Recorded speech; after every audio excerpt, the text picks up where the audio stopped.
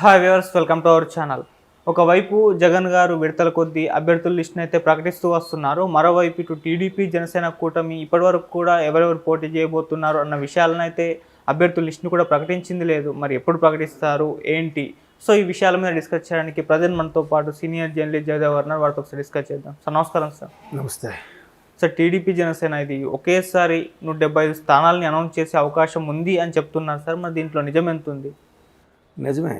అది అంటే ఒకేసారిగా విడతల వారీగా ప్రకటించడం, నెక్స్ట్ ఒక 30 స్థానాలు 60 స్థానాలు ప్రకటించడం వల్ల రిమైనింగ్ వాళ్ళకి డౌట్ వచ్చేసి రెబల్స్గా మారడం, ఈ ప్రక్రియ లేకుండా ఒకేసారి ఇచ్చేస్తే ఎవరు కాదు ఎవరెవరితో ముసుగులో గుద్దులాట పోతుంది.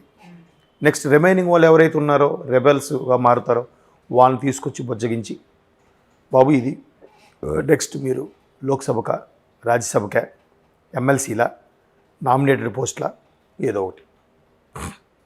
మరోవైపు ఇప్పటికే జనసేన టీడీపీలో సమన్వయ కమిటీలు ఏర్పరిచింది కూడా అందుకే. జనసేన అనేది పుంజుకుందన్నమాట వాస్తవం, బలం పెంచుకోబోతుందన్నమాట వాస్తవం, ఓటింగ్ పర్సంటేజ్ కూడా పెరిగే ఛాన్సెస్ ఉన్నాయన్నమాట కూడా వాస్తవం కదా. అయితే ఏ ఏ జిల్లాలకి ఈ మేనియా ఉంది జనసేనది అనేది క్వశ్చన్ మార్క్. ఎక్కువగా వినపడేది ఉత్తరాంధ్ర, గోదావరి జిల్లాలు ఎక్కువగా వినపడేది. ఎందుకు? ఈ పర్టికులర్ దాంట్లో ఆ కొన్ని రకాల సామాజిక వర్గాలు బాగా బలంగా ఉన్నాయి. ఈ పర్టికులర్ జిల్లాలో క్యాపిటల్ అని చెప్పి మాయ పెట్టి మసిపూసి మారేడుగా చేయడం, వైజాగ్ క్యాపిటల్ అన్నారు కానీ చేయలేదు కదా. మరి అది ఉత్తరాంధ్రాలకి మోసం చేసినట్టే కదా, హ్యాండ్ ఇచ్చినట్టే కదా. చేయలేదు. మొన్న 2019 దసరా నుంచి గేమ్ స్టార్ట్ చేశారు. అంటే ఊరికే జనాలని అటెన్షన్ని డైవర్ట్ చేయడానికి మాత్రమే వచ్చిన టాపిక్ ఇది. ఇప్పుడు ఏది చేశారు? క్యాపిటల్ కట్టారా? ఒక అసెంబ్లీ సమావేశాలు నిర్వహించారా? మళ్ళీ చంద్రబాబు గారు నిర్వహించిన వాటిలో నిర్వహిస్తున్నారు కదా అసెంబ్లీ సమావేశాలు కూడా. ఆ హైకోర్టు కూడా చంద్రబాబు గారు హయాంలో కట్టిన హైకోర్టే కదా. మరేమి ఎందుకు? మరి అప్పుడు చంద్రబాబు గారు చేసినవన్నీ కూలగొట్టేసి చంద్రబాబు గారు చేసినవన్నీ మార్చేస్తారు కదా. మరి ఆయన హయాంలో కట్టిన అసెంబ్లీలో నువ్వు ఎందుకు కూర్చోవాలి? ముఖ్యమంత్రిగా వెళ్ళి కూర్చోకూడదు కదా మీరు అని చాలామంది సామాన్యులు అడుగుతున్న క్వశ్చన్ ఇది. నాకు వచ్చిన డౌట్ కాదు ఇది. అంటే నేను ముఖ్యమంత్రికి సబబుగానే ఫేవర్గానే మాట్లాడాను.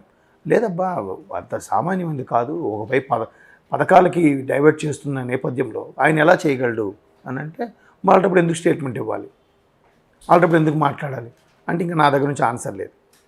మరి 2019 దసరా తర్వాత క్యాపిటల్ వైజాగ్ అన్నారు, మార్చలేదు. 20 దసరా అయిపోయింది, 21 దసరా అయిపోయింది, 22 దసరా అయిపోయింది, 23 దసరా అయిపోయింది. 5 దసరాలు అంటే 5 ఏళ్ళు అయిపోయింది. మొన్న డిసెంబర్లో కూడా మారుతామని అన్నారు ముఖ్యమంత్రి గారు. మరి నన్ను అడుగుతున్నారు కొంతమంది, మీకు తెలుస్తుంది కదా, మీడియాలో ఉన్నారు, మీకు ఒక ఐడియా ఉంటుంది కదా అంటే, ఏమరో బాబు నేను ఆయన వైపు మాట్లాడలేను నేను అని చెప్పాను. మీకు అర్థమైందా? నేను బేరీజ్ వేసుకొని నేను కూడా మాట్లాడలేకపోయాను. అంటే కేవలం డైవర్ట్ చేయడానికే మాట్లాడుతున్నారా అనేది. సో ఇట్లాంటి నేపథ్యంలో క్యాపిటల్ ఉత్తరాంధ్ర వాళ్ళు బాగా ఆవేశంగా ఉన్నారు. శ్రీకాకుళం, విజయనగరం, వైజాగ్, గోదావరి జిల్లాలు, ఉమ్మడి తూర్పుగోదావరి, ఉమ్మడి పశ్చిమ గోదావరి, మరి కృష్ణా, గుంటూరు అని చెప్పక్కర్లేదు. అక్కడ క్యాపిటల్ కూడా ఏం చేయకుండా వదిలేశారు. అదొక పెద్ద మండిపోతున్నారు వాళ్ళు, రగిలిపోతున్నారు రైతులు కానీ వాళ్ళు కానీ. 5 ఏళ్ళుగా ధర్నాలు చేస్తూనే ఉన్నారు, నిరాహార దీక్షలు చేస్తూనే ఉన్నారు కదా. అదొక అంశము. కాబట్టి ఎంతవరకు రాయలసీమలో అయితే జనసేన అంత ప్రభావం ఉందో లేదనేది నాకు తెలియదు. కోస్తాంధ్ర వరకు జనసేన ప్రభావం ఉంటుంది కాబట్టి వీళ్ళతో పాటు మిక్స్ చేసుకొని ఇవ్వాలి. మరోవైపు బీజేపీతో పొత్తు అనే అంశం కూడా క్వశ్చన్ మార్క్గా ఉంది. బయట నుంచి మద్దతు ఇస్తారా, లేదా ఈ లోక్సభ స్థానాలు గెలుచుకున్నాక అక్కడ కేంద్రంలో మద్దతు ఇస్తారా అనేది క్వశ్చన్ మార్క్. ఒకవేళ ఇప్పటి నుంచే మద్దతు ఇచ్చి కలిసి పోటీ చేస్తే బీజేపీకి ఎక్కడ ఓటింగ్ ఉంది, ఎంత పర్సంటేజ్ ఉంది? బీజేపీకి ఫేవర్గా ఆంధ్ర ప్రజలు ఉన్నారా? లేరే. 2014 నుంచి ఊరించి ఏం చేయలేదు. అప్పుడంటే కాంగ్రెస్ ఏం చేయలేదు, పోనీ అయిపోయింది. బీజేపీ ఏం చేసిందా? చేయలేదు. 2019 నుంచి పోనీ ఏమైనా చేసిందా? చేయలేదు. పైగా తెలంగాణ విడగొట్టడంలో కాంగ్రెస్తో పాటు బీజేపీ కూడా చేయి కలిపింది. మరి అవన్నీ ఆంధ్రాలో గుర్తుపెట్టుకున్నారుగా. అది బీజేపీకి మైనస్సేగా. బీజేపీతో కలిస్తే టీడీపీ జనసేనకు కూడా మైనస్సేగా. కాబట్టి బయట నుంచే పొత్తుండొచ్చు, ఒకేసారిగా వీళ్ళు కలిసి అనౌన్స్ చేస్తారు. టీడీపీ జనసేన ముందే చేసేస్తే మంచిది. ఎవరక్కడ సర్దుకుంటారు. ఆల్రెడీ జంపు జలాలు ఉన్నాయి, ఉండనే ఉంటాయి, రెచ్చగొట్టేతనాలు ఉన్నాయి. జనసేనకి బీసీని ముఖ్యమంత్రిగా చేస్తారని ప్రకటించమనండి అంటున్నారు ఎవరు? వైసీపీ వాళ్ళు. మరి మీ ముఖ్యమంత్రి ప్రకటించండి, మీ వైసీపీ వాళ్ళు బీసీని ముఖ్యమంత్రిగా చేస్తామని ప్రకటించమనండి. వీళ్ళు ప్రకటించినట్ట పక్క వాళ్ళు మాత్రం ప్రకటించాలి. అలా రెచ్చగొడుతుంటే వీళ్ళు కూడా రెచ్చిపోతున్నారు, ఎందుకో తెలియదు కదా. కాబట్టి అది మరోవైపు ఇవాళే అనుకుంటా శంఖారావం పూరించబోతున్నారు లోకేష్. శంఖారావం అంటే అర్థం ఏంటి? యుద్ధానికి వీరు సిద్ధం అని అన్నాడు ఆయన, ఈయన శంఖారావం అంటున్నాడు. పూరిస్తున్నాడు ఈయన, నేను సిద్ధంరా బాబు యుద్ధానికి రెడీ అని. ఏ కాన్ఫిడెన్స్ లేకపోతే? సెంట్రల్ ఇంటెలిజెన్స్ రిపోర్ట్ కూడా టీడీపీకి ఫేవర్గా ఉంది. రీసెంట్గా వచ్చిన ఇండియా టుడే సర్వే కూడా టీడీపీయే దగ్గర 20 స్థానాలు తెచ్చుకునేలాగా ఉందండి. మరి ఇంకా క్లియర్ కట్. ఇప్పుడు రెబల్స్ ఎవరైతే ఉన్నారో వాళ్ళకి బుజ్జగించి చెప్పడానికి ఛాన్స్ ఉంటుంది. ముందే ప్రకటిస్తే ఎవడు పార్టీని నమ్ముకొని ఉన్నాడో ఎవడు నమ్ముకొని లేడనో క్లారిటీ వస్తుంది. వచ్చినప్పుడు ముందే ప్రకటించడం వల్ల వెళ్ళిపోతే వాళ్ళకి తెలుసు నెక్స్ట్ టీడీపీ వస్తుందని అందరికీ తెలుసు కాబట్టి రెబల్స్ కూడా ఒకసారి ఆలోచిస్తారు. మనం ఇప్పటి నుంచి రెబల్ అయ్యి వెళ్ళిపోయినా నెక్స్ట్ అక్కడ వైసీపీకి రావు, ఇక్కడ జనసేన టీడీపీ ఒకటే, ఇంకెటు వెళ్తాం? వెళ్తే షర్మిలా గారి వైపు వెళ్ళాలి, ఆప్షన్ లేదు. షర్మిలా గారి వైపు వెళ్ళినా గౌరవంగా ఉంటుందేమో కానీ గెలిచే అవకాశాలు తక్కువ, ఓటింగ్ పెరుగుతుంది కానీ కదా. కాబట్టి సరే రెబల్స్ కూడా కొద్దిగా ఆలోచించి ఆచితూచి అడుగులు వేస్తారు.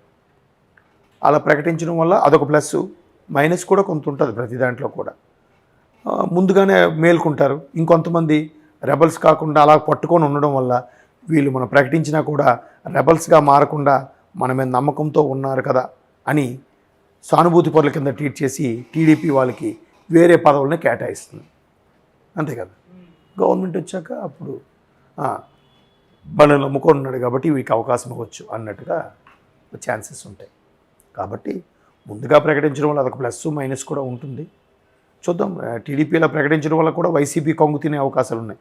చూసావా, మేము మాకు క్లారిటీ ఉంది, మాకు అభ్యర్థులు దొరికారు కాబట్టి మేము ప్రకటించాము, మీకు అభ్యర్థులు దొరకలేదు కాబట్టి మీరు ఎంతవరకు ప్రకటించట్లేదు, షఫిల్ చేస్తున్నారు అక్కడోళ్ళు ఎక్కడోళ్ళు అక్కడని అది కూడా అంటున్నారు కదా. కాబట్టి అదొక సత్తాగా చెప్పడానికి కూడా ఛాన్సెస్ ఉంటుంది. అలాంటప్పుడు టీడీపీ తీసుకున్న నిర్ణయం సబబే. ఈవెన్ జనసేన కూడా అందులో మింకిల్ అయి ఉంటాయి.